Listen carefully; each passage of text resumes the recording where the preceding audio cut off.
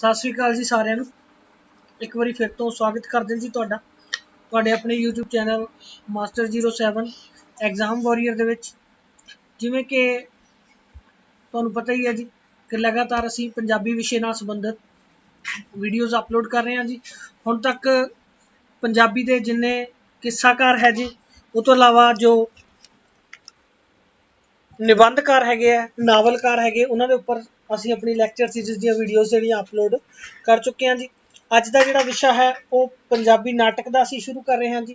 पंजाबी नाटककार जड़ियाँ उन्होंने वीडियोज़ हुण अगली जी हुण साडी सीरीज़ रहेगी वो पंजाबी नाटक के उपर साडा विषय रहेगा। साडा WhatsApp नंबर है जी जिहदे नाल तुसीं साडे नाल कॉन्टैक्ट कर रहे हो जी। अजकल 8264263201 बहुत धन्यवाद है जी पहला तो तुहाडा सारिਆਂ ਦਾ कि जिस ढंग दे नाल तुसीं सानूं WhatsApp के उपर रिस्पॉन्स दिता और जिन्ना भी साडे व्यूअर्स ने PDF दे लई कहा सीगा असीं सारिਆਂ ਨੂੰ PDF अवेलेबल करवाइयां जी। होप कि वो जिहड़ियां PDF है जी तुहाडी हैल्प करनगियां पेपर दे लई तुहाडे लई मददगार साबित होणगियां। बिल्कुल ना मात्र कीमत दे विच असीं जिहड़ी PDF वो अवेलेबल करवाते हैं जी। तुसीं इस नंबर के उपर साडे नाल संपर्क करके जिन्ने भी साडे लैक्चर अपलोड हो चुके हैं हुण तक उन्हां दी वीडियो तुसीं वीडियो दी PDF जिहड़ियां तुसीं लै सकदे हो। WhatsApp के उपर सब तो पहला जी अपना नाम जरूर दस दिया करो जदों भी तुसीं मैसेज करदे हो फिर साडे लई थोड़ा आसान हो जाता। इन्ने ज़्यादा जिहड़े मैसेज आउंदे उहदे विच कई वेले रिप्लाई करन दे विच दिक्कत महसूस होंदी है। वैसे तो कोशिश होंदी है जी नाल दी नाल रिप्लाई करिए, कई बार बिजी होने करके रिप्लाई नहीं कर पाते तो जिहड़ा रात नूं या शाम नूं जिहड़ा वो सारे जिन्ने भी मैसेज होंदे असीं सारिਆਂ ਨੂੰ रिप्लाई करन दी कोशिश करते हैं जी। बहुत तुहाडा धन्नवाद है जिस तरह का तुसीं रिस्पॉन्स दे रहे हो। अज दी वीडियो जिहड़ी है वो रहेगी जी पंजाबी नाटककार जिहड़े है बलवंत गार्गी उन्हां दे बारे च। जे तुसीं चैनल नूं सबसक्राइब नहीं किया है जी चैनल नूं जरूर सबसक्राइब कर लो और अज दी वीडियो नूं लाइक और शेयर जरूर कर देना। कई बार डिसलाइक होंदा चैनल के उपर मोस्ट वैलकम है जी डिसलाइक का भी, पर बेनती है जदों भी कोई डिसलाइक होंदा तो उसका कारण जरूर दस दिया करो ताकि असीं जिहड़ा अगली बार अपनी गलती नूं सुधार सकीए जे कोई उहदे विच कमी रह गई हो। अज का जिहड़ा विषय रहेगा जी बलवंत गार्गी रहणगे साडे नाटककार। शुरू करते हैं जी बलवंत गार्गी के बारे च पढ़ना। जन्म जिहड़ा जी वो होया 4 दसंबर 1916 नूं और मौत जिहड़ी है 22 अप्रैल 2003 नूं 86 साल की उम्र दे विच उन्हां दी होई। कार्य खेत्र उन्हां दा रहा है जी नाटक, रेखा चित्र और नावलकार भी वो रहे हैं जी। नावल भी उन्होंने लिखे है पर असी जिहड़ी विधा की गल करांगे वो उन्हां दा नाटक है क्योंकि असी एक नाटककार के तौर पर उन्होंने पढ़ रहे हैं। पंजाबी के जिहड़े प्रमुख नाटककारां विचों एक सीगे जी। जीवन की गल करिए तो जन्म होया उन्हां दा कस्बा शहणा जिला बठिंडा दी नहरी कोठी। FC की जी उन्होंने कॉलेज लाहौर तो। राजनीति विज्ञान अंग्रेजी साहित्य की MA तक उन्होंने सिक्ख्या हासिल की है। अंग्रेजी की MA और पंजाबी जिहड़ा साहित्यकार है जी उन्हों का काफ़ी गूढ़ा रिश्ता जिद्दां कि असीं पहलियां वीडियोज़ दे विच चर्चा की है। प्रिंसीपल तेजा सिंह होवे या बलवंत गार्गी हो सारे जिहड़े MA इंग्लिश दे नाल जुड़े रहे हैं। उन्होंने अपना जीवन पहला जी एक स्वतंत्र लेखक, नाटककार और निर्देशक, पत्रकार। एक चीज़ ये मिस हो गई जी अदाकार नहीं लिखा गया, अदाकार के तौर पर उन्होंने शुरू किया जी। मुढ़ले दौर के गुरबख्श सिंह प्रीतलड़ी के कोल रहिंदे सीगे प्रीतनगर दे विच, उत्थे उन्हां दी जिहड़ी नाटकी प्रतिभा है यह प्रफुल्लित हुई है। उसने रेडियो ते रंगमंच लई नाटक लिखे, रंगमंच और रेडियो के लिए। बाद में अमरीका जाके सीटल थिएटर दे विच अध्यापक भी वो रहे हैं जी। 11 जून 1966 ਨੂੰ अमरीकन कुड़ी जीनी ਦੇ ਨਾਲ ਉਹਨਾਂ ਨੇ ਵਿਆਹ ਕਰਵਾ ਲਿਆ ਜੀ। ਭਾਰਤ ਤੋਂ ਇਲਾਵਾ ਉਹਨਾਂ ਦੇ ਜਿਹੜੇ ਨਾਟਕ ਹੈਗੇ ਆ Moscow, Germany, Poland, London, America ਵਿੱਚ ਖੇਡੇ ਗਏ ਆ। ਅਜਿਹਾ ਨਾਟਕਕਾਰ ਹੈ ਜੀ ਗਾਰਗੀ ਜਿਹੜਾ ਇੱਕ ਪੰਜਾਬੀ ਨਾਟਕ ਨੂੰ ਪਟਿਆਲਾ, ਮੁੰਬਈ ਤੋਂ ਹੁੰਦੇ ਹੋਏ ਵਿਦੇਸ਼ਾਂ ਮਾਸਕੋ, ਜਰਮਨੀ, ਪੋਲੈਂਡ ਤੱਕ ਲੈ ਕੇ ਗਿਆ। रचना की गल कर लीए जी तो गार्गी के बारे कहा जाता जी कि गार्गी नूं ड्रामा रचना ही नहीं करना भी आउंदा सी। मतलब वो ड्रामा रच भी लैंदा सी और ड्रामा कर भी लैंदा सी। इहदे बारे च किहा जांदा जी कि सुरमा पाउणा भी जाणदा सी ते मटकाउणा भी। चूना ला के गल करनी उसदा कसब सी, गल नूं वधा चढ़ा के पेश करना नाटकी अंदाज दे नाल। उसदे कोल खंभां दीआं डारां बनाउण दा हुनर सी। कहण दा मतलब की है कि छोटी ਜਿਹੀ गल होवे, उस छोटी गल तो वड्डी गल ओह आप तैयार कर लैंदा सी। ते झीतां विच दी दिसदे लुकਵੇਂ नज़ारे विखाउण दी कारस्तानी सीगी कि ਉਹ ਚੀਜ਼ਾਂ ਜਿਹੜੀਆਂ ਪਰਦੇ ਦੇ ਪਿੱਛੇ ਹੈ ਉਹਨਾਂ ਨੂੰ ਆਪਣੇ ਨਾਟਕ ਦੇ ਰਾਹੀਂ ਸਾਹਮਣੇ ਪੇਸ਼ ਕਰ ਦਿੰਦਾ ਸੀ। ਜਦੋਂ ਅਸੀਂ ਵਿਸ਼ਿਆਂ ਦੀ ਗੱਲ ਕਰਾਂਗੇ ਜੀ ਨਾਟਕਾਂ ਦੀ, ਤਾਂ ਤੁਸੀਂ ਇਸ ਗੱਲ ਨੂੰ ਸਮਝ ਸਕੋਗੇ। ਉਹ ਕਿਸੇ ਨੂੰ ਵਡਿਆਉਂਦਾ ਹੋਇਆ ਨਾਲ ਦੀ ਨਾਲ ਭੰਡੀ ਵੀ ਜਾਂਦਾ ਸੀ ਤੇ ਢੱਕਿਆ ਆਪਣੇ ਆਪ ਨੂੰ ਵੀ ਨਹੀਂ ਸੀ ਰਹਿਣ ਦਿੰਦਾ। ਉਹ ਜਦੋਂ ਗਾਰਗੀ ਕਿਸੇ ਦੀ ਵਡਿਆਈ ਕਰਦਾ ਜੀ, ਇਹ ਚੀਜ਼ ਨਜ਼ਰ ਆਉਂਦੀ, ਪਰ ਨਾਲ ਹੀ ਇੱਕਦਮ ਜਿਹੜੀ ਹੈ ਉਸਦੀ ਭੰਡੀ ਵੀ ਕਰ ਦਿੰਦਾ। ਔਰ ਜਦੋਂ ਇਹ ਚੀਜ਼ ਆਉਂਦੀ ਤਾਂ ਉਹ ਆਪਣੇ ਆਪ ਨੂੰ ਵੀ ਪਿੱਛੇ ਨਹੀਂ ਰੱਖਦਾ। ਰਚਨਾਵਾਂ ਬਾਰੇ ਗੱਲ ਕਰ ਲਈਏ ਜੀ, ਜਿਹੜੀਆਂ ਉਹਨਾਂ ਦੀਆਂ ਰਚਨਾਵਾਂ ਰਹੀਆਂ, ਇਹ ਜਿਹੜਾ ਹੁਣ ਰਚਨਾ ਵਾਲਾ ਪੋਰਸ਼ਨ ਹੁੰਦਾ ਜੀ, ਇਹ ਸਭ ਤੋਂ ਇੰਪੋਰਟੈਂਟ ਹੁੰਦਾ। ਇਹਦੇ ਵਿੱਚੋਂ ਹੀ ਤੁਹਾਡੇ ਜਿਹੜੇ ਉਹ ਪ੍ਰਸ਼ਨ ਬਣਦੇ ਆ ਜਦੋਂ ਵੀ ਪੇਪਰ ਨਾਲ ਸੰਬੰਧਿਤ ਗੱਲ ਆਉਂਦੀ ਹੈ। ਗੱਲ ਹੋ ਗਈ ਜੀ ਕਿ ਸੁਪ੍ਰਸਿੱਧ ਨਾਟਕਕਾਰ ਹੈ ਗਾਰਗੀ ਦਾ ਇੱਕ ਨਾਮ ਹੈ ਜੀ। ਪੰਜਾਬੀ ਨਾਟਕ ਦਾ ਤਾਂ ਸਮਾਨਾਰਥੀ ਹੀ ਕਹਿ ਦਿਆ ਜਾਵੇ ਤਾਂ ਵੀ ਕੋਈ ਅਤਕਥਨੀ ਨਹੀਂ ਹੈਗੀ। ਤੇ ਪੰਜਾਬੀ ਨਾਟਕ ਨੂੰ ਅੰਤਰਰਾਸ਼ਟਰੀ ਪ੍ਰਸਿੱਧੀ ਬਖਸ਼ੀ ਹੈ ਜੀ ਗਾਰਗੀ ਨੇ। ਤਾਂ ਪ੍ਰਸ਼ਨ ਕੀ ਬਣੇਗਾ ਜੀ ਪੇਪਰ ਦੇ ਵਿੱਚ ਕਿ ਪੰਜਾਬੀ ਨਾਟਕ ਨੂੰ ਅੰਤਰਰਾਸ਼ਟਰੀ ਪ੍ਰਸਿੱਧੀ ਦਿਵਾਉਣ ਵਾਲਾ ਨਾਟਕਕਾਰ ਕੌਣ ਹੈ? ਉਹ ਹੈ ਜੀ ਬਲਵੰਤ ਗਾਰਗੀ। ਉਹਨਾਂ ਦੇ ਨਾਟਕ ਹੈਗੇ ਜੀ ਲੋਹਾ ਕੁੱਟ, ਸੈਲ ਪੱਥਰ, कणक दी बल्ली, केसरों, गगन में थाल है, सुल्तान रजिया, सोहनी महिवाल, अंबसारिका और धूनी दी अग। धूनी दी अग इत्थे लिखिया जी, इहदे बारे अगे गल करांगे। धूनी दी अग और धूनी दी अग दोनों की असीं अगे चर्चा करांगे। ठीक है जी। कोशिश की है कि नाटकों के नाम जिहड़े स्लाइड दे विच बार-बार आउण ताकि तुहानूं वीडियो देखते देखते ही उन्होंने नाटक याद हो जाए। क्योंकि मेरा मनना यह है जी, जो भी पंजाबी नाटक के विचों प्रश्न बनेगा तो बलवंत गार्गी के नाल जरूर जिहड़ा संबंधित होएगा। क्योंकि सिर्फ 3 ही नाटककार उन्हें सानू दिते है सिलेबस दे विच। उन्हां दे विचों जदों प्रश्न बनाएगा तो प्रश्न जिहड़ा वो बलवंत गार्गी के उपर ही बनेगा। लोहा कुट जो उन्हां दा नाटक है जी, उहदे विच संती ते बैणो ਦੀਆਂ दबियां अतृप्त ख्वाहिशां नूं समाज की स्थापती मर्यादा प्रति विद्रोह के रूप ਵਿੱਚ रूपमान किया गया। मतलब ਜਿਹੜੀਆਂ ਉਹਨਾਂ ਦੇ ਅੰਦਰ दबियां ਹੋਈਆਂ ख्वाहिशां ਹੈਗੀਆਂ, ਉਹ समाज की ਜਿਹੜੀ ਸਥਾਪਤੀ ਹੈ ਉਹਦੇ ਖਿਲਾਫ ਵਿਦਰੋਹ ਬਣਦੀਆਂ। ਧੂਣੀ ਦੀ ਅੱਗ ਜਿਹੜਾ ਉਹਨਾਂ ਦਾ ਹੈ ਜੀ ਨਾਟਕ, ਉਹਦੇ ਵਿੱਚ ਵੀਨਾ, ਰੀਟਾ ਤੇ ਅਜੀਤ ਜਿਹੜੇ ਹੈਗੇ, ਇਹਨਾਂ ਪਾਤਰਾਂ ਦਾ ਜਿਹੜਾ ਆਂਤਰਿਕ ਤਣਾਅ ਹੈ ਅੰਦਰ ਦਾ, ਉਹਦੇ ਨਾਲ ਅਜੋਕੀ ਜਿਹੜੀ ਲਿੰਗ ਬਿਰਤੀ ਦਾ ਚਿੱਤਰ ਉਲੀਕਿਆ ਗਿਆ ਹੈ। ਧੁਨੀ ਇਸ ਵਿੱਚ ਕਾਮ ਦੀ ਧੁਨੀ ਦਾ ਪ੍ਰਤੀਕ ਬਣ ਕੇ ਬਣਦੀ ਜਾਪਦੀ ਹੈ ਜੀ। ਬੇਸ਼ੱਕ ਇਹਦਾ ਨਾਮ ਜਿਹੜਾ ਉਹ ਵਿਵਾਦ ਵਾਲਾ ਸੀਗਾ, ਧੁਨੀ ਦੀ ਅੱਗ। ਪਹਿਲਾਂ ਜਦੋਂ ਉਹਨੇ ਨਾਟਕ ਲਿਖਿਆ ਜੀ, ਉਹਨੇ ਇਹਦਾ ਨਾਮ ਧੁਨੀ ਦੀ ਅੱਗ ਹੀ ਰੱਖਿਆ ਸੀ, ਪਰ ਕਿਉਂਕਿ ਵਿਵਾਦ ਵਾਲਾ ਵਿਸ਼ਾ ਹੈ, ਥੋੜਾ ਜਿਹੜਾ ਵਲਗਰ ਲੱਗਦਾ ਦੇਖਣ ਦੇ ਲਈ, ਫਿਰ ਉਹਨੇ ਇਹਦਾ ਨਾਮ ਚੇਂਜ ਕਰ ਦਿੱਤਾ, ਧੂਣੀ ਦੀ ਅੱਗ ਕਰ ਦਿੱਤਾ। ਪਰ ਅਸਲ ਦੇ ਵਿੱਚ ਜਿਹੜਾ ਇਹਦਾ ਨਾਮ ਧੁਨੀ ਦੀ ਅੱਗ ਸੀਗਾ। ਔਰ ਜਿਹੜਾ ਕਾਮ ਔਰ ਲਿੰਗ ਸੰਬੰਧ ਹੈਗੇ ਉਹਨਾਂ ਦੇ ਉੱਪਰ ਇਹ ਨਾਟਕ ਜਿਹੜਾ ਆਧਾਰਿਤ ਸੀ ਗਾਰਗੀ ਦਾ। ਗਾਰਗੀ ਦਾ ਜਿਹੜੀ ਵਿਧਾ ਜਿਹੜੀ ਨਾਟਕ ਦਾ ਹੈ, ਜੇ ਅਸੀਂ ਉਹਨਾਂ ਦੀ ਗੱਲ ਕਰਨੀ ਹੋਵੇ ਵਿਚਾਰਧਾਰਾ ਦੀ, ਤਾਂ ਪ੍ਰਗਤੀਵਾਦੀ ਨਾਟਕਕਾਰ ਉਹਨੂੰ ਕਿਹਾ ਜਾ ਸਕਦਾ। ਜਿਹੜੀ ਸਾਡੀ 6000 MCQ ਦੀ ਸੀਰੀਜ਼ ਹੈ ਜੀ, ਉਹਦੇ ਵਿੱਚ ਜਦੋਂ ਅਸੀਂ ਪ੍ਰਸ਼ਨ ਬਣਾਏ ਹੋਏ ਆ, ਉਹਦੇ ਵਿੱਚ ਜੇ ਤੁਸੀਂ ਦੇਖੋਗੇ ਉਹਦੇ ਵਿੱਚ ਇਸ ਤਰ੍ਹਾਂ ਦੇ ਪ੍ਰਸ਼ਨ ਹੈਗੇ ਆ ਕਿ ਕਿਹੜਾ ਲੇਖਕ ਹੈ ਉਹ ਪ੍ਰਗਤੀਵਾਦੀ ਹੈ, ਜਾਂ ਕਈ ਵੇਲੇ ਲੇਖਕ ਦਾ ਨਾਮ ਦੇ ਕੇ ਪੁੱਛਿਆ ਜਾਂਦਾ ਕਿ ਕਿਹੜੀ ਵਿਚਾਰਧਾਰਾ ਨੂੰ ਇਹ ਜਿਹੜਾ ਲੇਖਕ ਹੈ ਉਹ ਆਪਣੇ ਰਚਨਾ ਦੇ ਵਿੱਚ ਦਰਸਾਉਂਦਾ। ਤਾਂ ਗਾਰਗੀ ਜਿਹੜਾ ਉਹ ਪ੍ਰਗਤੀਵਾਦੀ ਨਾਟਕਕਾਰ ਹੈ, ਇਹ ਤੁਸੀਂ ਯਾਦ ਰੱਖਣਾ, ਇੰਪੋਰਟੈਂਟ ਚੀਜ਼ ਹੈ ਇਹ।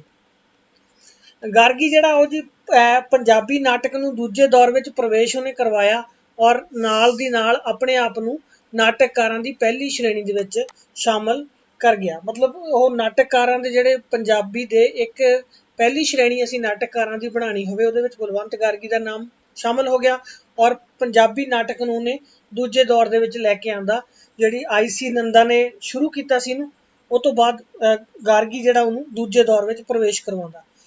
ਪਰ ਉਸਦੀ ਨਾਟਕ ਕਲਾ ਪੰਜਾਬੀ ਨਾਟਕ ਦੇ ਤੀਸਰੇ ਦੌਰ ਵਿੱਚ ਜ਼ਿਆਦਾ ਵਿਕਸਿਤ ਹੁੰਦੀ ਹੈ। ਹਾਲਾਂਕਿ ਦੂਜੇ ਦੌਰ ਦੇ ਵਿੱਚ ਲੈ ਕੇ ਆਇਆ ਉਹ, ਪਰ ਉਹਦੀ ਅਸਲੀ ਜਿਹੜਾ ਉਹਦਾ ਵਿਕਾਸ ਹੈ, ਜੋ ਉਹਦਾ ਨਾਟਕ ਆਪਣੇ ਸਿਖਰ ਤੇ ਪਹੁੰਚਿਆ, ਜਿੱਦਾਂ ਅਸੀਂ ਪਿਛਲੀਆਂ ਵੀਡੀਓਜ਼ ਦੇ ਵਿੱਚ ਡਾਇਗ੍ਰਾਮ ਬਣਾ ਕੇ ਤੁਹਾਨੂੰ ਇੱਦਾਂ ਦੱਸਿਆ ਸੀਗਾ ਕਿ ਜਿਹੜਾ ਟੌਪ ਹੁੰਦਾ ਕਿਸੇ ਲੇਖਕ ਦਾ, ਅੰਮ੍ਰਿਤਾ ਪ੍ਰੀਤਮ ਵਾਲੀ ਵੀਡੀਓ ਦੇ ਵਿੱਚ ਅਸੀਂ ਜ਼ਿਕਰ ਕੀਤਾ, ਤਾਂ ਜਿਹੜਾ ਉਹਦਾ ਸਿਖਰ ਹੈ ਉਹ 1947 ਤੋਂ 1975 ਦਾ ਜਿਹੜਾ ਤੀਜਾ ਦੌਰ ਹੈ ਪੰਜਾਬੀ ਨਾਟਕ ਦਾ, ਉਹਦੇ ਵਿੱਚ ਆਪਣੇ ਸਿਖਰ ਨੂੰ ਪਹੁੰਚੀ ਹੈ ਜੀ ਨਾਟਕ ਕਲਾ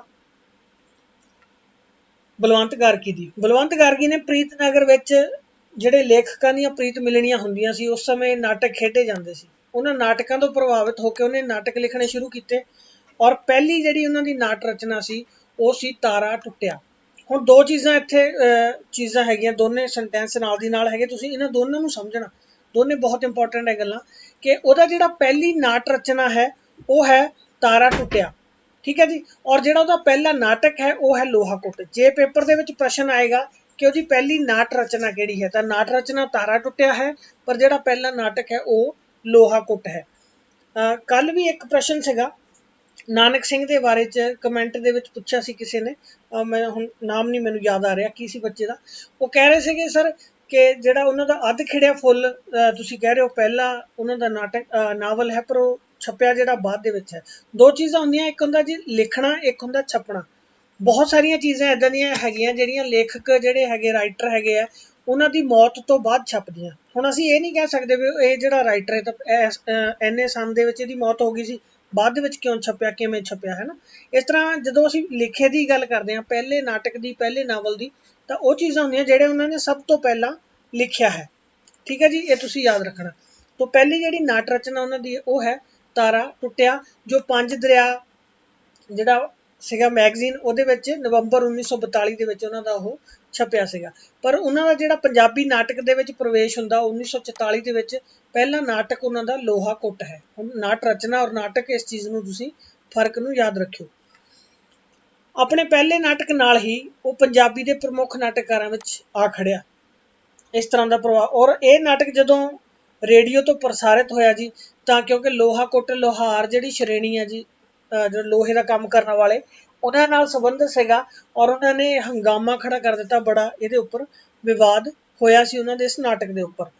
ਇਸ ਤੋਂ ਬਾਅਦ ਜੀ ਵਿਸਵੇਦਾਰ, ਸੈਲ ਪੱਥਰ, ਨਵਾਂ ਮੁੱਢ, ਦਸਵੰਧ, ਦੋ ਪਾਸੇ, ਘੁੱਗੀ, ਬੇਬੇ, ਕੇਸਰੋਂ, ਕਣਕ ਦੀ ਬੱਲੀ, ਸੋਹਣੀ ਮਹੀਵਾਲ, ਦੁੱਧ ਦੀਆਂ ਧਾਰਾਂ, ਧੂਣੀ ਦੀ ਅੱਗ ਜਿਹਦਾ ਅਸੀਂ ਪਹਿਲਾਂ ਜ਼ਿਕਰ ਕਰ ਰਹੇ ਸੀ, ਗਗਨ ਮੈਥਾਲ, ਸੁਲਤਾਨ ਰਜ਼ੀਆ, ਪੱਤਣ ਦੀ ਬੇੜੀ, ਕੁਆਰੀ ਟੀਸੀ, ਸੌਂਕਣ, ਚਾਕੂ ਪੈਂਤੜੇ, ਚਾਕੂ ਅਲੱਗ ਹੈ ਜੀ, ਪੈਂਤੜੇ ਬਾਜ਼, ਇਹ ਇਕੱਠਾ ਹੈ ਨਾ, ਥੋੜਾ ਮਿਸਪ੍ਰਿੰਟ ਹੋ ਗਿਆ, ਇਹਨੂੰ ਪੈਂਤੜੇ ਬਾਜ਼ ਪੜ੍ਹਨਾ। ਮਿਰਜ਼ਾ ਸਾਹਿਬਾਂ, ਅਭਿਸਾਰਿਕਾ, ਬਲਦੇ ਟਿੱਬੇ, ਇਹ ਵਰਦੇ ਲਿਖਿਆ ਗਿਆ, ਗਲਤੀ ਦੇ ਨਾਲ ਮਿਸਪ੍ਰਿੰਟ ਹੈ ਜੀ, ਬਲਦੇ ਟਿੱਬੇ ਇਹਨੂੰ ਪੜ੍ਹਨਾ, ਬਲਦੇ ਟਿੱਬੇ। ਇਹ ਉਹਨਾਂ ਦੇ ਨਾਟਕ ਔਰ ਇਕਾਂਗੀ ਹੈਗੇ ਆ ਜੀ। ਅੱਗੇ ਡਿਟੇਲ ਨਾਲ ਇਹਨਾਂ ਦੀ ਗੱਲ ਕਰਦੇ ਹਾਂ। ਕਿਉਂਕਿ ਬਲਵੰਤ ਗਾਰਗੀ ਆਪਣੀ ਵਿਸ਼ਾਲ ਨਾਟ ਰਚਨਾ ਰਾਹੀਂ ਪੰਜਾਬੀ ਨਾਟਕ ਦੀਆਂ 4 ਪੀੜ੍ਹੀਆਂ ਜਿਹੜੀਆਂ ਹੋਈਆਂ ਜੀ, ਉਹਨਾਂ ਦੇ ਸਮਵਿੱਥ ਪੈਰਲਲ ਇਹ ਨਾਟ ਰਚਨਾ ਕਰਦਾ ਰਿਹਾ। ਮਤਲਬ ਪਹਿਲੀ ਪੀੜ੍ਹੀ 'ਚ ਵੀ ਇਹ ਸ਼ਾਮਲ ਸੀਗਾ, ਫਿਰ ਦੂਜੀ ਪੀੜ੍ਹੀ ਦੇ ਵਿੱਚ ਨਾਟਕ ਨੂੰ ਲੈ ਕੇ ਆਉਂਦਾ, ਤੀਜੀ ਪੀੜ੍ਹੀ 'ਚ ਉਹਦਾ ਸਿਖਰ ਬਣਦਾ, ਔਰ ਚੌਥੀ ਪੀੜ੍ਹੀ ਤੱਕ ਉਹ ਆਪਣਾ ਦਬਦਬਾ ਰੱਖਦਾ ਹੈ ਪੰਜਾਬੀ ਨਾਟਕ ਦੇ ਵਿੱਚ। ਔਰ ਪੰਜਾਬੀ ਨਾਟਕ ਦੇ ਲਈ ਜਿਹੜਾ ਬਲਵੰਤ ਗਾਰਗੀ ਨੇ ਨਵਾਂ ਕੰਮ ਕੀਤਾ ਜੀ, ਉਹ ਪਰੰਪਰਿਕ ਜਿਹੜੇ ਪਹਿਲਾਂ ਵਿਸ਼ੇ ਸੀਗੇ ਜਾਂ ਸੁਧਾਰਵਾਦੀ ਸਮਾਜਿਕ ਜਿਹੜੀਆਂ ਚੀਜ਼ਾਂ ਸੀਗੀਆਂ, ਉਹਨਾਂ ਤੋਂ ਬਾਅਦ ਉਹ ਮਨੋਵਿਗਿਆਨਕ ਵਿਸ਼ਿਆਂ ਨੂੰ ਪੰਜਾਬੀ ਨਾਟਕ ਦੇ ਵਿੱਚ ਲੈ ਕੇ ਆਉਂਦਾ। ਪੰਜਾਬੀ ਨਾਟਕ ਦੀਆਂ ਜਿਹੜੀਆਂ ਚਿੰਨ੍ਹਾਤਮਕ ਅਤੇ ਹੰਗਾਮੀ ਥੀਏਟਰ ਸ਼ੈਲੀਆਂ ਹੈਗੀਆਂ ਪੱਛਮ ਦੀਆਂ, ਪੱਛਮ ਦੇ ਵਿੱਚ ਜੋ ਚਿੰਨ੍ਹਾਤਮਕ ਔਰ ਹੰਗਾਮੀ ਥੀਏਟਰ ਸ਼ੈਲੀਆਂ ਸੀਗੀਆਂ, ਉਹਨਾਂ ਨੂੰ ਪੰਜਾਬੀ ਨਾਟਕ ਦੇ ਵਿੱਚ ਕੌਣ ਲੈ ਕੇ ਆਇਆ ਜੀ? ਬਲਵੰਤ ਗਾਰਗੀ। ਪੇਪਰ ਦੇ ਵਿੱਚ ਇਸ ਤਰ੍ਹਾਂ ਦੇ ਹੀ ਪ੍ਰਸ਼ਨ ਬਣਦੇ ਆ। ਗਾਰਗੀ ਨੇ ਇਤਿਹਾਸਕ ਅਤੇ ਪ੍ਰਗਤੀਵਾਦੀ ਵਿਸ਼ਿਆਂ ਵਾਲੇ ਨਾਟਕ ਲਿਖੇ, ਔਰ ਉਹਦਾ ਮਨਪਸੰਦ ਵਿਸ਼ਾ ਜਿਹੜਾ ਉਹ ਮਨੋਵਿਗਿਆਨ ਰਿਹਾ। ਨਾਟਕ ਉਹਨੇ ਇਤਿਹਾਸਕ ਵੀ ਲਿਖੇ ਆ, ਪ੍ਰਗਤੀਵਾਦੀ ਵੀ ਲਿਖੇ ਆ, ਪਰ ਜਿਹੜਾ ਉਹਦਾ ਮਨਪਸੰਦ ਵਿਸ਼ਾ ਹੈ ਉਹ ਮਨੋਵਿਗਿਆਨ ਹੈ। ਉਹ ਲੋਹਾ ਕੁੱਟ ਤੋਂ ਆਪਣੀ ਯਾਤਰਾ ਸ਼ੁਰੂ ਕਰਦਾ, ਔਰ ਧੂਣੀ ਦੀ ਅੱਗ ਰਾਹੀਂ ਹੁੰਦਾ ਹੋਇਆ ਬਲਦੇ ਟਿੱਬੇ, ਇੱਥੇ ਮਿਸਪ੍ਰਿੰਟ ਹੈ ਜੀ, ਬਲਦੇ ਟਿੱਬੇ ਜਿਹੜਾ ਹੈ ਉਹਨਾਂ ਦਾ ਨਾਟਕ, ਬਲਦੇ ਟਿੱਬੇ ਤੇ ਆਪਣੀ ਯਾਤਰਾ ਜਿਹੜੀ ਉਹ ਸਮਾਪਤ ਕਰਦਾ ਹੈ। ਹੁਣ ਨਾਟਕਾਂ ਦੀ ਗੱਲ ਕਰ ਲਈਏ ਜੀ, ਕਿਹੜੇ ਕਿਹੜੇ ਨਾਟਕਾਂ ਦੇ ਵਿੱਚ ਕੀ ਉਹਨੇ ਪੇਸ਼ ਕੀਤਾ। ਵਿਸਵੇਦਾਰ, ਕਣਕ ਦੀ ਬੱਲੀ, ਕੇਸਰੋਂ, ਘੁੱਗੀ, ਇਹ 4 ਨਾਟਕ ਜਿਹੜੇ ਉਹਨਾਂ ਦੇ ਪ੍ਰਗਤੀਵਾਦੀ ਵਿਚਾਰਾਂ ਨੂੰ ਪੇਸ਼ ਕਰਦੇ ਆ। ਨਾਟਕ ਦਾ ਨਾਮ ਦੇ ਕੇ ਵਿਚਾਰ ਪੁੱਛੇ ਜਾ ਸਕਦੇ, ਜਾਂ ਵਿਚਾਰਧਾਰਾ ਦਾ ਨਾਮ ਦੇ ਕੇ ਨਾਟਕ ਦੇ ਬਾਰੇ 'ਚ ਪੁੱਛਿਆ ਜਾ ਸਕਦਾ ਕਿ ਇਹ ਨਾਟਕ ਜਿਹੜਾ ਉਹ ਕਿਸ ਵਿਚਾਰਧਾਰਾ ਦਾ ਸੀ, ਬਲਵੰਤ ਗਾਰਗੀ ਦਾ। ਤੋਂ ਪ੍ਰਗਤੀਵਾਦੀ ਇਹ ਉਹਨਾਂ ਦੇ 4 ਨਾਟਕ ਹੈ ਜੀ, ਤੁਸੀਂ ਯਾਦ ਰੱਖਣਾ। ਉਹਨਾਂ ਦੀ ਆਲੋਚਨਾ ਵੀ ਹੁੰਦੀ ਹੈ ਜੀ ਕਿ ਉਹ ਮਨੁੱਖ ਦੀਆਂ ਜਿਹੜੀਆਂ ਮੁੱਢਲੀਆਂ ਸਮੱਸਿਆਵਾਂ ਹੈਗੀਆਂ, ਆਰਥਿਕ ਸਮੱਸਿਆਵਾਂ ਜਾਂ ਸਮਾਜਿਕ ਸਮੱਸਿਆਵਾਂ ਹੈਗੀਆਂ, ਉਹਨਾਂ ਨੂੰ ਛੱਡ ਕੇ ਵੱਖਰੀ ਕਿਸਮ ਦੀ ਸਮੱਸਿਆ ਕਾਮ ਨੂੰ ਹੱਥ ਪਾਉਂਦਾ। ਮਤਲਬ ਜਦੋਂ ਉਹ ਗਾਰਗੀ ਆਪਣੀਆਂ ਨਾਟਕਾਂ ਦੇ ਵਿੱਚ ਜਿਹੜੀ ਸਮੱਸਿਆ ਦਿਖਾ ਰਿਹਾ, ਉਹ ਕਾਮ ਦੀ ਸਮੱਸਿਆ ਨੂੰ ਦਿਖਾਉਂਦਾ, ਜਦ ਕਿ ਜਿਹੜੇ ਆਲੋਚਕ ਹੈ ਜੀ ਉਹਨਾਂ ਦਾ ਮੰਨਣਾ ਕਿ ਜਿਹੜੀਆਂ ਮੁੱਢਲੀਆਂ ਸਮਾਜਿਕ ਔਰ ਆਰਥਿਕ ਸਮੱਸਿਆਵਾਂ ਹੈਗੀਆਂ, ਉਹਨਾਂ ਦਾ ਜ਼ਿਕਰ ਗਾਰਗੀ ਨਹੀਂ ਕਰ ਰਿਹਾ। ਉਸਨੂੰ ਪੂਰਬੀ ਪੱਛਮੀ ਇੱਥੋਂ ਤੱਕ ਕਿ ਰੂਸੀ ਨਾਟ ਪਰੰਪਰਾ ਦੀ ਸੋਝੀ ਹੈ। ਆਲੋਚਨਾ ਦੀ ਗੱਲ ਹੈ ਜੀ, ਉਹਨਾਂ ਦੀ ਕੀ ਆਲੋਚਨਾ ਹੋ ਰਹੀ ਹੈ, ਪਰ ਨਾਟਕ ਦੇ ਵਿਸ਼ੇ ਚੁਣਨ ਦੀ ਸੋਝੀ ਨਹੀਂ ਹੈ। ਹੁਣ ਦੇਖੋ, ਧੂਣੀ ਦੀ ਅੱਗ ਵਰਗੇ ਵਿਸ਼ੇ ਉਹ ਚੁਣਦਾ, ਔਰ ਉਹਨੂੰ ਭਾਵੇਂ ਕਿ ਪੱਛਮੀ, ਪੂਰਬੀ, ਰੂਸੀ ਸਾਰੀਆਂ ਨਾਟਕ ਪਰੰਪਰਾਵਾਂ ਦੀ ਸੋਝੀ ਹੈਗੀ ਹੈ, ਪਰ ਜਦੋਂ ਵਿਸ਼ੇ ਚੁਣਨ ਲੱਗਦਾ ਤਾਂ ਵਿਸ਼ੇ ਜਿਹੜੇ ਹੈ ਉਹ ਪੰਜਾਬੀ ਸਮਾਜ ਦੇ ਨਾਲ ਮੇਲ ਖਾਣ ਵਾਲੇ ਉਹਦੇ ਨਹੀਂ ਲੱਗਦੇ। ਹਾਂ, ਦਲੇਰੀ ਨੂੰ ਕਿਹਾ ਜਾਂਦਾ ਜੀ ਕਿ ਉਹਦੇ ਨਾਟਕਾਂ ਦਾ ਗੁਣ ਹੈਗਾ ਦਲੇਰੀ, ਔਰ ਜਦੋਂ ਵਿਸ਼ੇ ਚੁਣਦਾ ਫਿਰ ਵੀ ਉਹ ਦਲੇਰੀ ਦਾ ਪਰਿਚੈ ਦਿੰਦਾ, ਔਰ ਜਿਹੜੀ ਪੇਸ਼ਕਾਰੀ ਹੈ ਉਹਦੇ ਵਿੱਚ ਵੀ ਉਹਦੀ ਦਲੇਰੀ ਨਜ਼ਰ ਆਉਂਦੀ ਹੈ। ਅੱਗੇ ਅਸੀਂ ਗੱਲ ਕਰਾਂਗੇ ਕਿ ਇਸ ਤਰ੍ਹਾਂ ਦੇ ਦ੍ਰਿਸ਼ ਉਹ ਦਿਖਾ ਜਾਂਦਾ ਆਪਣੇ ਨਾਟਕਾਂ ਦੇ ਵਿੱਚ। ਇਸ ਕਰਕੇ ਉਹ ਪ੍ਰਯੋਗ ਕਰਦਾ ਹੋਇਆ ਪੂਰਬੀ ਪੱਛਮੀ ਨਾਟਕ ਵਿਧੀਆਂ ਦੀ ਵਰਤੋਂ ਕਰਦਾ। ਉਸਦੇ ਨਾਟਕਾਂ ਜਿਹੜੇ ਆ ਉਹਨਾਂ ਦੇ ਵਿੱਚ ਪੂਰਬੀ ਔਰ ਪੱਛਮੀ ਦੋਨੋਂ ਤਰ੍ਹਾਂ ਦੀਆਂ ਵਿਧੀਆਂ ਦੀ ਵਰਤੋਂ ਹੁੰਦੀ ਹੈ। ਪੂਰਬੀ ਵੀ ਹੁੰਦੀਆਂ ਔਰ ਪੱਛਮੀ ਵੀ ਹੁੰਦੀਆਂ, ਕਿਉਂਕਿ ਉਹਨੇ ਬਾਹਰ ਅਮਰੀਕਾ, ਰੂਸ, ਜਰਮਨੀ, ਜਿਹੜੇ ਉੱਥੋਂ ਦੇ ਨਾਟਕ ਦੀ ਪਰੰਪਰਾ ਹੈਗੀ ਹੈ ਉਹਨੂੰ ਅਡੋਪਟ ਕੀਤਾ ਉਹਨੇ ਪੰਜਾਬੀ ਦੇ ਵਿੱਚ, ਔਰ ਜਿਹੜੀ ਪਰੰਪਰਾ ਇੱਥੇ ਪਹਿਲਾਂ ਚੱਲ ਰਹੀ ਸੀ ਉਹਨੂੰ ਨਾਲ ਲੈ ਕੇ ਉਹ ਤੁਰਿਆ। ਪੂਰਬੀ ਔਰ ਪੱਛਮੀ ਦੋਨੇ ਜਿਹੜੀਆਂ ਨਾਟ ਵਿਧੀਆਂ ਉਹਦੇ ਵਿੱਚ ਨਜ਼ਰ ਆਉਂਦੀਆਂ। ਭਾਰਤ ਦੇ ਜਿਹੜੇ ਪ੍ਰਸਿੱਧ ਨਿਰਦੇਸ਼ਕ ਰਹੇ ਜੀ ਅਲਕਾਜ਼ੀ, ਉਹਨਾਂ ਵੱਲੋਂ ਵੀ ਗਾਰਗੀ ਦੇ ਜਿਹੜੇ ਨਾਟਕ ਹੈ ਖੇਡੇ ਗਏ ਹੈ ਨਾ। ਗਾਰਗੀ ਦੇ ਨਾਟਕਾਂ ਦੀ ਪ੍ਰਸਿੱਧੀ ਦਾ ਕਾਰਨ ਕੀ ਹੈ ਜੀ? ਉਹਨਾਂ ਦੀ ਪ੍ਰਸਿੱਧੀ ਦਾ ਕਾਰਨ ਹੈ ਰੰਗਮੰਚ ਉੱਤੇ ਉਹਨਾਂ ਦੀ ਜਿਹੜੀ ਸਫਲਤਾ ਹੈ, ਉਹ ਗਾਰਗੀ ਦੀ ਪ੍ਰਸਿੱਧੀ ਦਾ ਸਭ ਤੋਂ ਵੱਡਾ ਕਾਰਨ ਹੈ। ਗਾਰਗੀ ਜਿਹੜਾ ਉਹ ਯਥਾਰਥਵਾਦੀ ਵਿਸ਼ੇ ਲੈਂਦਾ ਜੀ, ਔਰ ਉਹਨਾਂ ਨੂੰ ਰੋਮਾਂਟਿਕ ਵਾਤਾਵਰਨ ਦੇ ਨਾਲ ਚਿੰਨ੍ਹਵਾਦੀ ਸੰਕੇਤਾਂ ਵਿੱਚ ਬੰਨ੍ਹ ਕੇ ਪੇਸ਼ ਕਰਦਾ। ਵਿਸ਼ਾ ਬੇਸ਼ੱਕ ਉਹਦਾ ਯਥਾਰਥਵਾਦੀ ਹੁੰਦਾ, ਪਰ ਜਿਹੜਾ ਵਾਤਾਵਰਨ ਹੈ ਉਹਨੂੰ ਰੋਮਾਂਟਿਕ ਬਣਾ ਦਿੰਦਾ, ਔਰ ਚਿੰਨ੍ਹਵਾਦੀ ਸੰਕੇਤ ਦੇ ਕੇ ਉਹਨੂੰ ਸਾਹਮਣੇ ਲਿਆ ਖੜਾ ਕਰਦਾ। ਮਤਲਬ ਉਹ ਸਪਸ਼ਟ ਚੀਜ਼ਾਂ ਨਹੀਂ ਹੁੰਦੀਆਂ, ਪਰ ਸੰਕੇਤਾਂ ਦੇ ਨਾਲ, ਇਸ਼ਾਰਿਆਂ ਦੇ ਨਾਲ ਉਹ ਜਿਹੜੀਆਂ ਗੱਲਾਂ ਸਮਝਾ ਦਿੱਤੀਆਂ ਜਾਂਦੀਆਂ। ਦੁਖਾਂਤ ਦੀ, ਜਦੋਂ ਕਿਤੇ ਦੁਖਾਂਤ ਦੀ ਗੱਲ ਆਉਂਦੀ ਹੈ ਜਿਹਦੇ ਨਾਟਕਾਂ ਦੇ ਵਿੱਚ, ਦੁਖਾਂਤ ਦੀ ਆਤਮਾ ਨੂੰ ਬਹੁਤ ਵਿਆਪਕ ਔਰ ਡੂੰਘਾ ਬਣਾਉਂਦਾ। ਮਤਲਬ ਉਹ ਨਿੱਜੀ ਨਹੀਂ ਰਹਿੰਦਾ। ਜਦੋਂ ਕਿਸੇ ਦੁਖਾਂਤ ਦੀ ਗੱਲ ਕਰਦੇ ਹਾਂ, ਉਹਦਾ ਦੁਖਾਂਤ ਜਿਹੜਾ ਨਿੱਜੀ ਨਹੀਂ ਹੁੰਦਾ, ਬਲਕਿ ਉਹਨੂੰ ਨਿੱਜ ਤੋਂ ਪਰੇ ਲੈ ਕੇ ਵਿਆਪਕ ਰੂਪ ਉਹ ਦੇ ਦਿੰਦਾ। ਸ਼ੈਲੀ ਦੀ ਗੱਲ ਕਰੀਏ ਜੀ ਤਾਂ ਲੋਕ ਨਾਟ ਜਿਹੜਾ ਹੈ, ਪਰੰਪਰਾਵਾਦੀ ਲੋਕ ਨਾਟ ਜਿਹੜੀ ਸ਼ੈਲੀ ਹੈ ਉਹ ਚੱਲੀ ਜਾਂਦੀ ਹੈ ਜੀ। ਉਸੇ ਸ਼ੈਲੀ ਦੇ ਨਾਲ ਉਹ ਨਵੇਂ ਪ੍ਰਯੋਗ ਕਰਦਾ, ਨਵੀਆਂ ਚੀਜ਼ਾਂ ਨੂੰ ਉਸੇ ਸ਼ੈਲੀ ਦੇ ਵਿੱਚ ਐਡ ਕਰ ਰਿਹਾ। ਤੇ ਛੋਟੇ ਲੋਕ ਹੈਗੇ ਜੀ ਜਿਹੜੇ ਸਮਾਜ ਦੇ ਵਿੱਚ ਨੀਵੇਂ, ਜਿਨ੍ਹਾਂ ਨੂੰ ਸਮਝਿਆ ਜਾਂਦਾ ਗਰੀਬ ਜਾਂ ਕਿਰਤੀ ਵਰਗ ਜਿਹੜਾ ਹੈਗਾ, ਉਹਨਾਂ ਦੀ ਜਿਹੜੀ ਕਰੁਣਾ ਕਥਾ ਹੈਗੀ, ਉਹਨਾਂ ਦੇ ਦਰਦ ਨੂੰ ਬਿਆਨਣ ਦੇ ਵਿੱਚ ਬਹੁਤ ਜ਼ਿਆਦਾ ਸਫਲਤਾ ਹਾਸਲ ਕੀਤੀ ਹੈ ਬਲਵੰਤ ਗਾਰਗੀ ਨੇ। ਉਸਦੀ ਆਲੋਚਨਾ ਦੇ ਵਿੱਚ ਇਹ ਕਿਹਾ ਜਾਂਦਾ ਜੀ ਕਿ ਉਹਦੇ ਨਾਟਕ ਵਿਲੱਖਣ ਹਨ। ਰੰਗਮੰਚ ਤੇ ਸਫਲ ਹੋਣ ਤੋਂ ਬਿਨਾਂ ਉਹਨੇ ਅਲੱਗ ਤਰ੍ਹਾਂ ਦੇ ਨਾਟਕ ਲਿਖੇ ਆ ਜੀ, ਰੰਗਮੰਚ ਦੇ ਉੱਪਰ ਸਫਲ ਹੋ ਗਏ, ਪਰ ਜਿਹੜੀ ਆਲੋਚਨਾ ਉਹਦੀ ਇਹ ਹੈਗੀ ਹੈ ਕਿ ਉਹ ਕੋਈ ਵੀ ਵਿਆਪਕ ਵਿਸ਼ੇਸ਼ਤਾ ਪੈਦਾ ਨਹੀਂ ਕਰ ਸਕੇ। ਜਿਹੜੇ ਆਉਣ ਵਾਲੇ ਨਾਟਕਕਾਰ ਸੀਗੇ ਉਹਨਾਂ ਨੂੰ ਵਿਰਸੇ ਦੇ ਵਿੱਚ ਗਾਰਗੀ ਕੁਛ ਨਹੀਂ ਦੇ ਸਕਿਆ, ਕੋਈ ਪਰੰਪਰਾ ਖੜੀ ਉਹ ਨਹੀਂ ਕਰ ਸਕਿਆ। ਜਿਸ ਢੰਗ ਦੇ ਨਾਲ ਗੁਰਬਖਸ਼ ਸਿੰਘ ਪ੍ਰੀਤਲੜੀ ਦਾ ਅਸੀਂ ਅਸਰ ਦੀ ਗੱਲ ਕਰਦੇ ਹਾਂ ਕਿ ਆਉਣ ਵਾਲੀਆਂ ਪੀੜ੍ਹੀਆਂ ਦੇ ਉੱਪਰ ਉਹਨਾਂ ਦਾ ਅਸਰ ਰਿਹਾ, ਭਾਈ ਵੀਰ ਸਿੰਘ ਦਾ ਅਸਰ ਰਿਹਾ, ਇਸ ਤਰ੍ਹਾਂ ਜਿਹੜੇ ਬਾਅਦ ਦੇ ਵਿੱਚ ਨਾਟਕਕਾਰ ਹੋਏ ਉਹਨਾਂ ਦੇ ਉੱਪਰ ਉਹ ਗਾਰਗੀ ਦਾ ਜਿਹੜਾ ਵਿਸ਼ੇ ਸੀਗੇ ਜਾਂ ਜਿਸ ਢੰਗ ਦੇ ਉਹਦੇ ਨਾਟਕ ਸੀਗੇ, ਉਹ ਵਿਰਸਾ ਅੱਗੇ ਨਹੀਂ ਵੱਧ ਸਕਿਆ। ਇਹ ਉਹਦੀ ਆਲੋਚਨਾ ਦੇ ਵਿੱਚ ਕਿਹਾ ਜਾਂਦਾ। ਨੀਵੀਆਂ ਸ਼੍ਰੇਣੀਆਂ ਦੇ ਜਿਹੜੇ ਉਹਦੇ ਪਾਤਰ ਹੈਗੇ, ਉਹਨਾਂ ਦੀ ਮੋਟੀ, ਠੁੱਲੀ, ਅਥਰਵੀ ਜਿਹੜੀ ਅਨਘੜ ਬੋਲੀ ਹੈ, ਮਤਲਬ ਗਾਲਾਂ ਹੋ ਗਈਆਂ, ਜਿਸ ਤਰ੍ਹਾਂ ਸਧਾਰਨ ਲੋਕ ਬੋਲਦੇ ਆ ਬਿਨਾਂ ਕਿਸੇ, ਜਿੱਦਾਂ ਆਪਾਂ ਕਹਿੰਦੇ ਹਾਂ, ਲਿਆਕਤ ਤੋਂ, ਇਸ ਤਰ੍ਹਾਂ ਦੀ ਬੋਲੀ ਤੋਂ ਇਲਾਵਾ ਉਹਨਾਂ ਦੇ ਨਾਟਕਾਂ ਦੇ ਵਿੱਚ ਹੋਰ ਕੋਈ ਖਾਸ ਪਛਾਣ ਨਹੀਂ ਬਣ ਸਕੀ ਹੈਗੀ ਹੈ।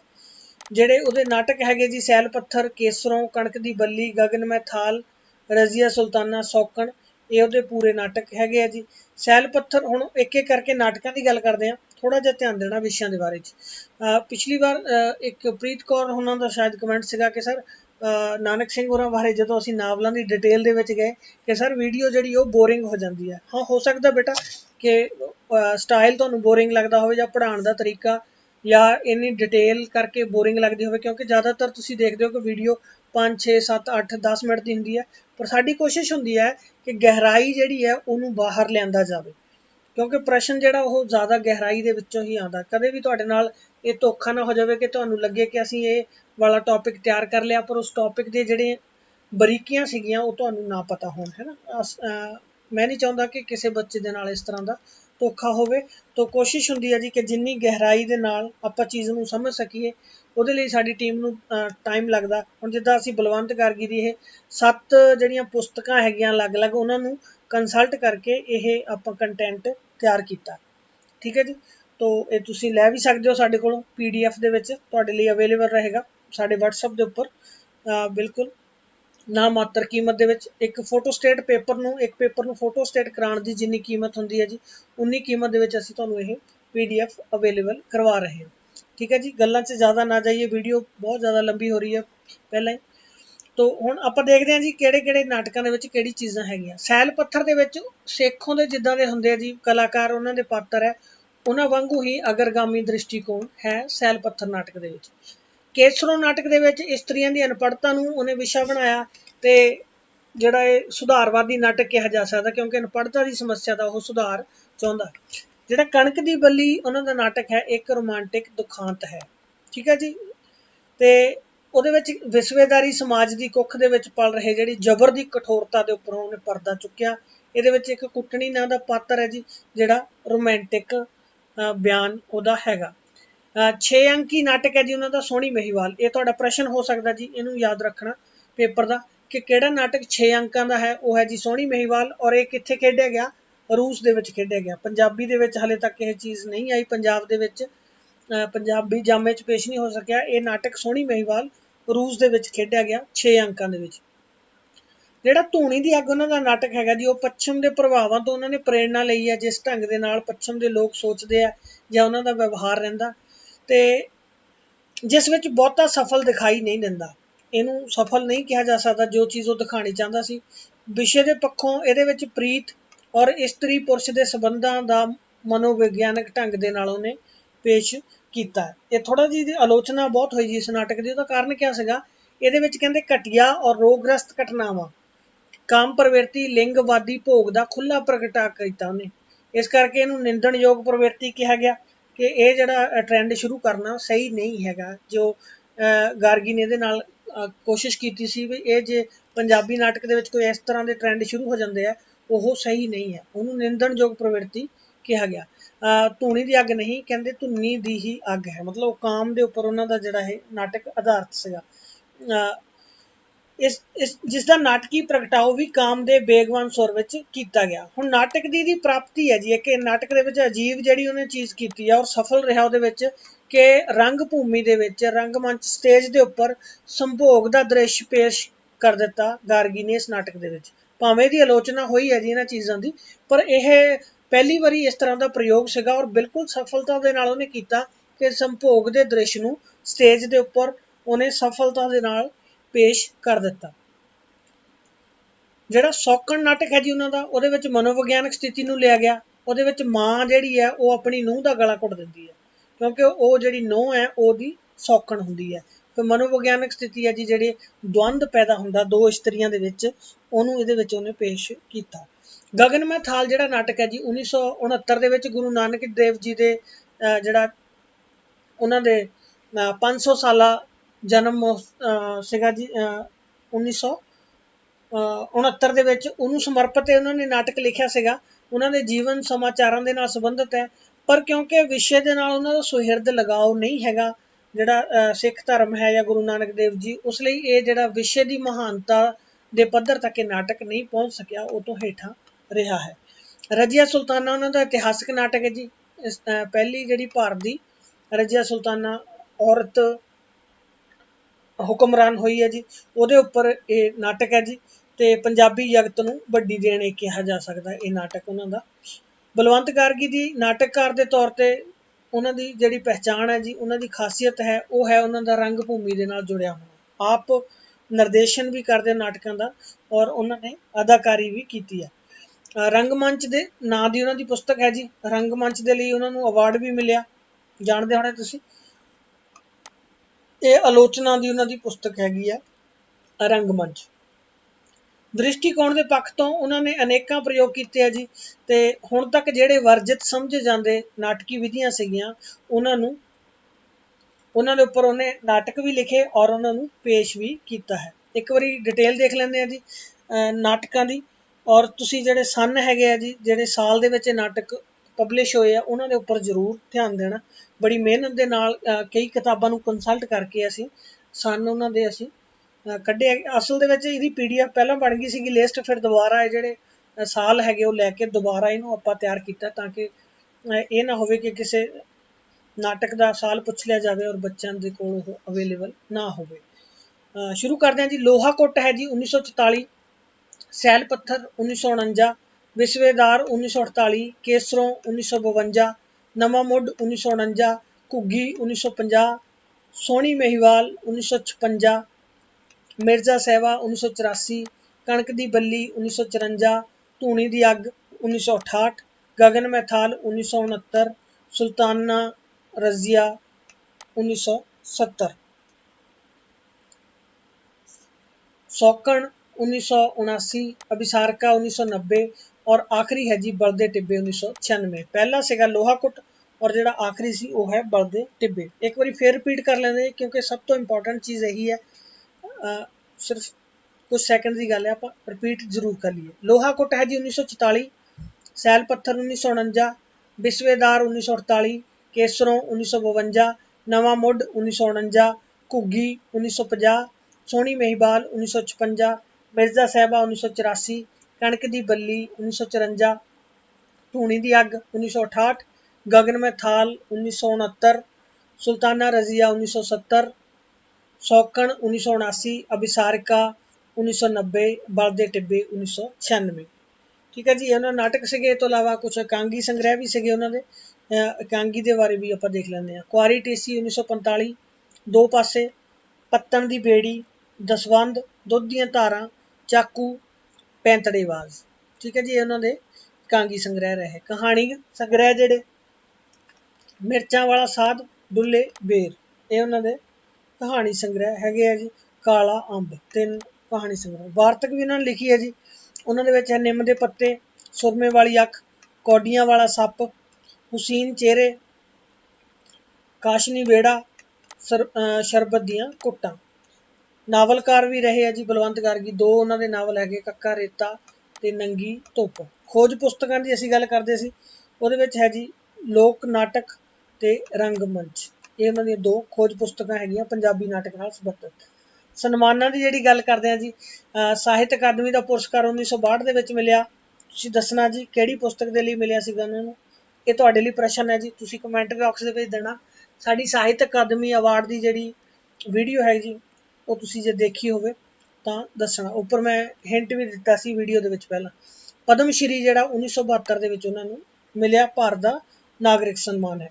ਐਂਡ ਦੇ ਵਿੱਚ ਕਹਾਂਗੇ ਜੀ ਕਿ ਗਾਰਗੀ ਦੇ ਕੋਲ, ਮੇਰਾ ਆਪਣਾ ਵਿਚਾਰ ਹੈ ਜੀ ਕਿ ਗਾਰਗੀ ਦੇ ਕੋਲ ਨਾਟਕ ਦੀ ਕਲਾ ਦੀ ਤਿੱਖੀ ਸੂਝ ਹੈ, ਪਰ ਉੱਥੇ ਉਸ ਕੋਲ ਕਲਾ ਯੁੱਗ ਦੇ ਹਾਣੀ ਮੌਲਿਕ ਵਿਸ਼ੇ ਦੇ ਸਕਣ ਦੀ ਸਮਰੱਥਾ ਦੀ ਘਾਟ ਹੈ। ਮਤਲਬ ਮੌਲਿਕ ਵਿਸ਼ੇ ਉਹ ਨਹੀਂ ਦੇ ਸਕਿਆ। ਹਾਲਾਂਕਿ ਉਹਨੂੰ ਨਾਟਕ ਕਲਾ ਦੀ ਸੂਝ ਹੈ, ਰੰਗਮੰਚ ਦੇ ਉੱਪਰ ਬੜੀ ਸਫਲਤਾ ਦੇ ਨਾਲ ਪੇਸ਼ ਕਰਦਾ, ਪਾਤਰਾਂ ਦਾ ਮਨੋਵਿਗਿਆਨਕ ਚਿੱਤਰਨ ਕਰਦਾ, ਸਾਰੀਆਂ ਚੀਜ਼ਾਂ ਹੈਗੀਆਂ, ਪਰ ਜਿਹੜੇ ਵਿਸ਼ੇ ਹੈਗੇ ਆ ਉਹ ਸਮਰੱਥਾ ਦੀ ਘਾਟ ਹੈ। ਉਹ ਗਾਰਗੀ ਦਾ ਜੋ ਨਾਮ ਹੈ ਉਹਦੇ ਪੱਧਰ ਦੇ ਵਿਸ਼ੇ ਉਹ ਨਹੀਂ ਦੇ ਸਕਿਆ। ਔਰ ਇਹ ਜਿਹੜਾ ਦੁਖਾਂਤ ਇਕੱਲਾ ਗਾਰਗੀ ਦਾ ਨਹੀਂ ਹੈ, ਇਹ ਪੰਜਾਬੀ ਨਾਟਕ ਦਾ ਵੀ ਦੁਖਾਂਤ ਹੈ ਔਰ ਗਾਰਗੀ ਦਾ ਵੀ, ਦੋਨਾਂ ਦਾ ਇਹ ਦੁਖਾਂਤ ਹੈ। ਉਮੀਦ ਕਰਦੇ ਹਾਂ ਜੀ ਤੁਹਾਨੂੰ ਸਾਡੀ ਅੱਜ ਦੀ ਵੀਡੀਓ ਚੰਗੀ ਲੱਗੀ ਹੋਏਗੀ। ਜੁੜੇ ਰਹੋ ਜੀ ਇਸੇ ਤਰ੍ਹਾਂ ਸਾਡੇ ਚੈਨਲ ਦੇ ਨਾਲ, ਮਾਸਟਰ 07 ਐਗਜ਼ਾਮ ਵਾਰੀਅਰ।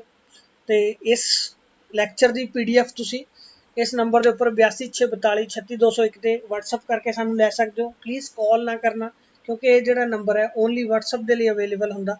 ਤੋ WhatsApp ਕਰਕੇ ਤੁਸੀਂ ਇਸ ਲੈਕਚਰ ਦੀ PDF ਸਾਡੇ ਕੋਲੋਂ ਲੈ ਸਕਦੇ ਹੋ। ਬਿਲਕੁਲ ਨਾ ਮਾਤਰ ਇੱਕ ਪੇਜ ਨੂੰ ਫੋਟੋ ਸਟੇਟ ਕਰਾਉਣ ਦਾ ਜਿੰਨਾ ਖਰਚਾ ਹੁੰਦਾ, ਉਨੇ ਖਰਚੇ ਦੇ ਵਿੱਚ ਇਹ ਤੁਹਾਡੇ ਲਈ ਅਵੇਲੇਬਲ ਰਹੇਗੀ।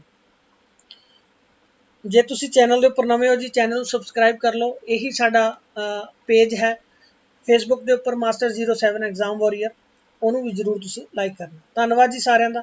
ਮਿਲਦੇ ਹਾਂ ਜੀ ਅਗਲੀ ਵੀਡੀਓ ਦੇ ਵਿੱਚ। ਸਤਿ ਸ਼੍ਰੀ ਅਕਾਲ ਸਾਰਿਆਂ ਨੂੰ।